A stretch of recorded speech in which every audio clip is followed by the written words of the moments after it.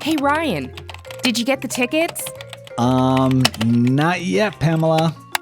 How about now? Did you get them now? No, but I just ordered waterproof socks. I'm not sure if I want to see the new Little Mermaid movie. The animated version is one of my favorite Disney films, so I have really high expectations. That's fair. You just have to go in with an open mind. There's so many cool things to watch right now. I was thinking we could catch the Super Mario Bros. Movie again while it's still in theaters. Ryan, you've seen it 7 times. It's my turn to choose. Plus, I already brought snacks. Okay, I'm in. Give me those crunchy McYum-Yums. Should we, start the show so we can go? I'm Pamela Kirkland. And I'm Ryan Willard. It's Wednesday, May 31st. This is the 10 News. 10, 9, 8, 7, 6, 5, 4, 3, 2, 1. If you couldn't tell, I am so excited about the new Little Mermaid movie, which premiered on Friday, May 26th. The live-action film is based on the animated version, which was adapted from a novel by Dutch author Hans Christian Andersen.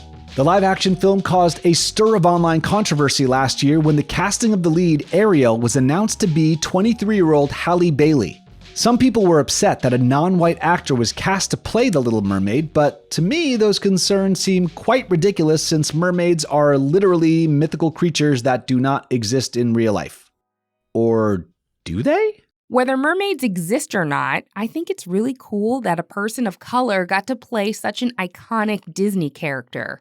After the trailer of the movie dropped, video reactions of Black children watching the trailer flooded the internet, and we got to see the joy and amazement on their faces after seeing a character on screen that looked like them. Oh, I know that feeling. When I watched Shang-Chi for the first time, I straight up cried when I finally saw a superhero that looked like me.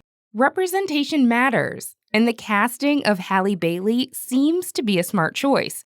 According to The Times in the UK, Bailey knocks all naysayers into place with an innately charismatic turn and full-throttle vocal powers. And many other critics say she's the best part of the film. Let's go to one of our tenors, Mia, to hear what she had to say about the film. Hello, my name is Mia and I am 10 years old and in 4th grade. I thought it was a very good movie. It was very emotionally compelling. And there were points in the movie where everyone was interested, even the adults, which I thought was cool. I thought that it was better than the first one because everyone likes seeing their favorite movies as what it would look like in real life. Thank you so much, Mia. We appreciate your thoughts.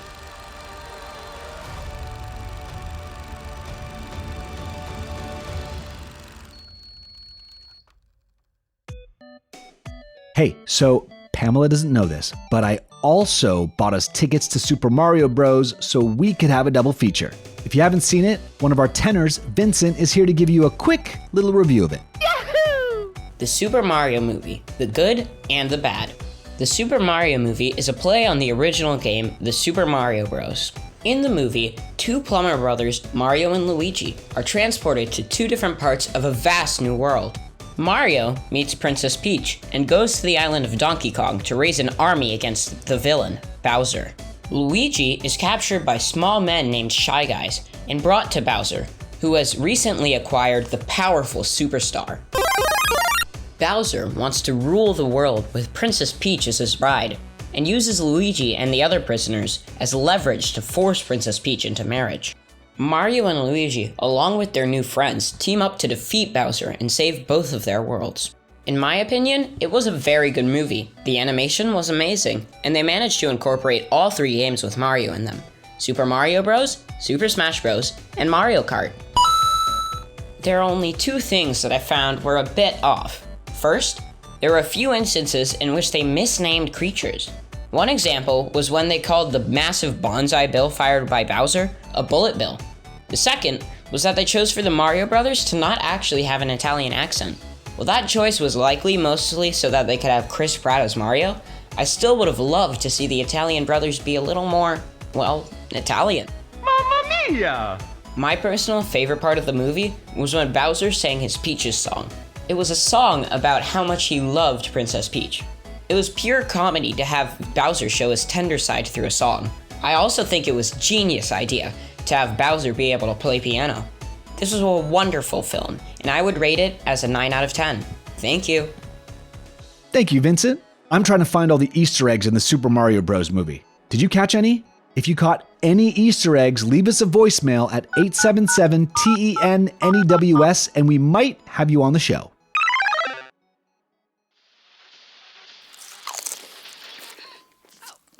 Ryan, are you watching a TV show while doing our show? Kinda, yeah. Disney sent us sneak previews of their new show, Hailey's on it, and one of the actors is stopping by. Gary Anthony Williams is coming by? Yeah, that's him. From Moon Girl and Devil Dinosaur and Lion Guard and... Yeah, I'm gonna go talk to him so you don't spontaneously combust with excitement. All right, tenors, I am here with the man, the myth, the legend. Sir, please tell us who you are, where you're from, and what it is that you do. My name is Gary Anthony Williams. I'm from a little town in Georgia called Fayetteville. I'm an actor, and I'm a voice actor. I do cartoon voices for a living. I get to stay home and make funny sounds with my mouth for a living. You basically have my dream job, which we're going to dive into in a little bit. But particularly, there's a show called Hailey's on It. It's premiering on the Disney Channel. Is it June 8th, I believe? June 8th on the Disney Channel, and then it's streaming the day after. Yeah. Can you tell me what the show's about and what your role on it is like? So the show is called Hailey's on It. It's about this teenage girl, Hailey Banks, who's played by this actress, Ollie Cravalho. And she's this young girl who, when she was about in the first grade, she started writing this whole list of everything she ever wanted to accomplish, like ride every ride at the theme park, like just all kinds of crazy stuff. Some just wacky and some not. And so now that she's a teenager, someone has come from the future and told her that your list saved the world. And you have to make sure now, as a teenager, to cross off every item on this list that you've been making all your life, and that will save the world. So it's pretty much about conquering your fears, not just facing them, but conquering your fears. I play this little character. He's this cute little teddy bear looking guy. His name is Beta. He's actually from the future. He's the single most advanced AI in the universe. She kind of took some robotic parts and these old stuffed animals, and she made a teddy bear that she put the phone in. So now it's this little cute teddy bear walking around who's just kind of sassy and grumpy. What is something from the show that's from the future that you wish you had today? The one thing I would love is how Beta got there, is just that whole idea of time traveling.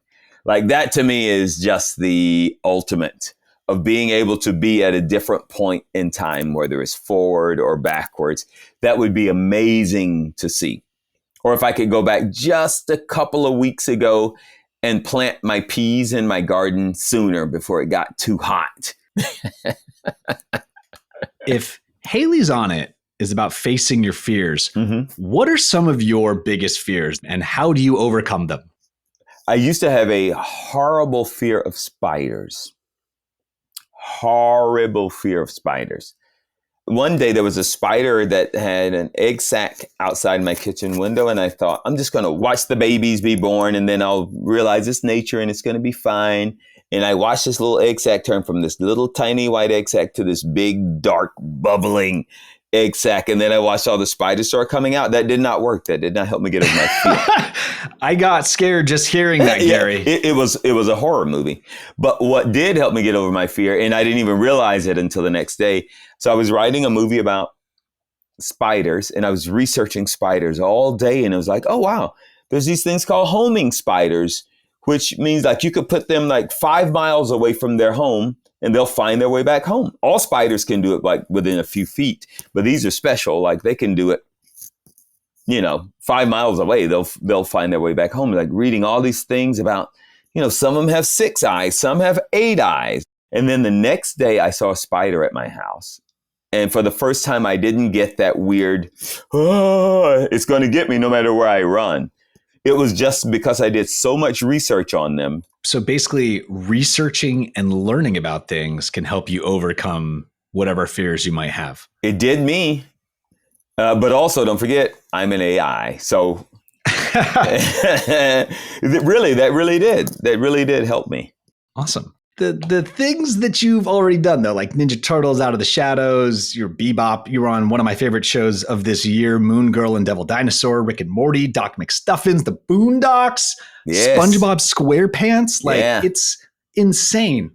I'm doing the new Sponge. There's a SpongeBob spinoff with the Patrick Star Show. So every time in the Patrick Star Show, whenever they go to a new job and they have a new boss, I'm always the same guy. I'm always their boss there. Oh, you bumbling children. I'm always that guy wherever they go. No, it's fun, man. Voiceover has been so much fun. And here's a little lesson for all the young people out there. And young, that's anyone who is under 81 years old. Once you're 82, once you're 82, you're an adult. Before that, you're young. I did not try to be an actor. That is something you should all know. I was in high school and I tried to sign up for a class to learn how to work the lights and stage operations. And a computer mistake put me in an acting class. And I got in the acting class, and the first class was all about doing mime. And I thought, well, this looks silly. And then I did it, and I was like, well, that was fun. And then so I was kind of lazy and having a good time, so I stayed in the class. And that's literally how I first started becoming an actor, from a computer mistake. So let those mistakes happen and take advantage of them. So if you have something that's your passion, and if you have something that really brings you joy, go for it. Don't let people tell you that you can't do it, because none of that matters to me. So don't let anyone tell you what you can't do. No. If it brings you joy and you're not hurting a single person around you, and it really is something that makes you happy and is fun for you, go do that thing. Go get it. Get it. I love that. That's great advice. Thank you.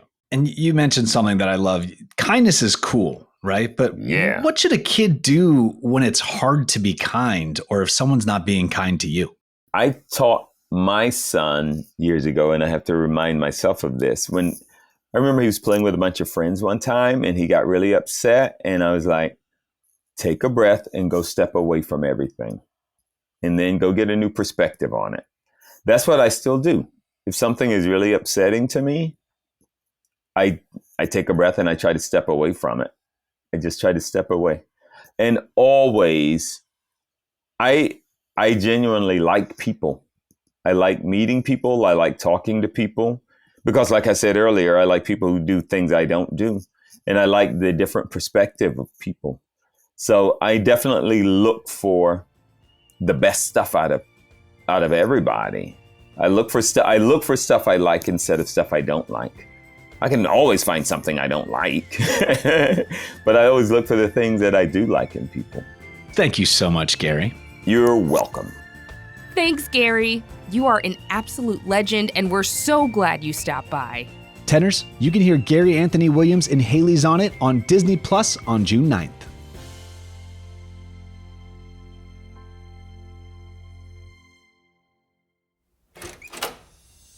Welcome to the trivia room. Hello, Tessa. How are you doing? Hi, Gary. It's an honor to have you on the show. Thank you. I know you play an AI on Hailey's on It and always have all the answers. Mm-hmm. But are you ready to hop on up on the trivia throne for today's Little Mermaid trivia question?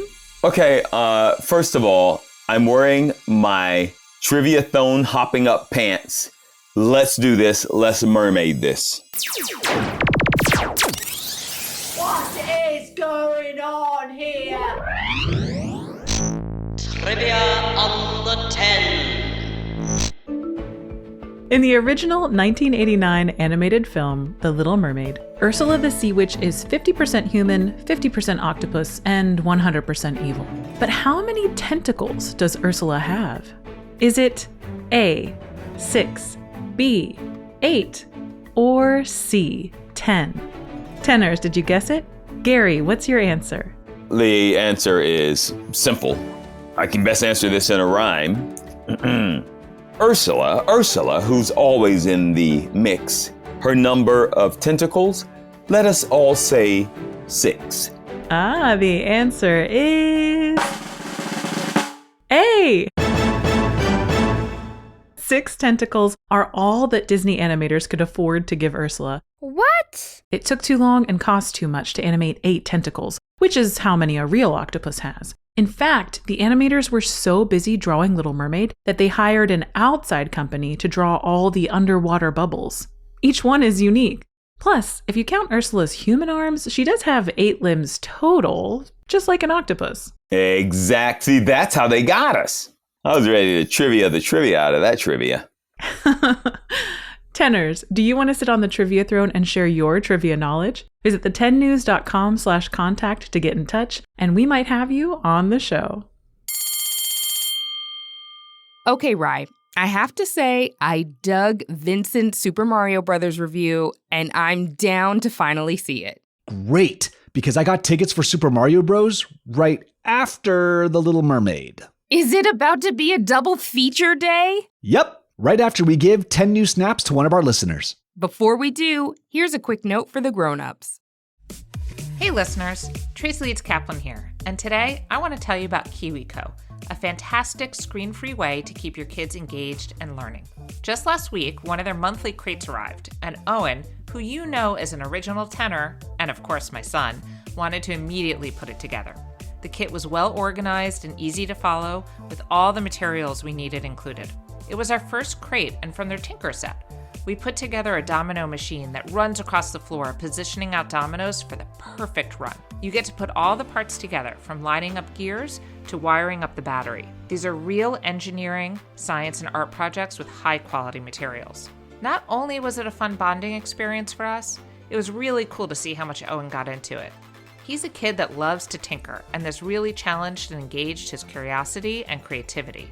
KiwiCo is perfect for kids who love to build, create, and explore. Each crate includes all the materials and instructions needed for a hands-on project, and with options for different age groups, there's something for everyone. And there's no commitment.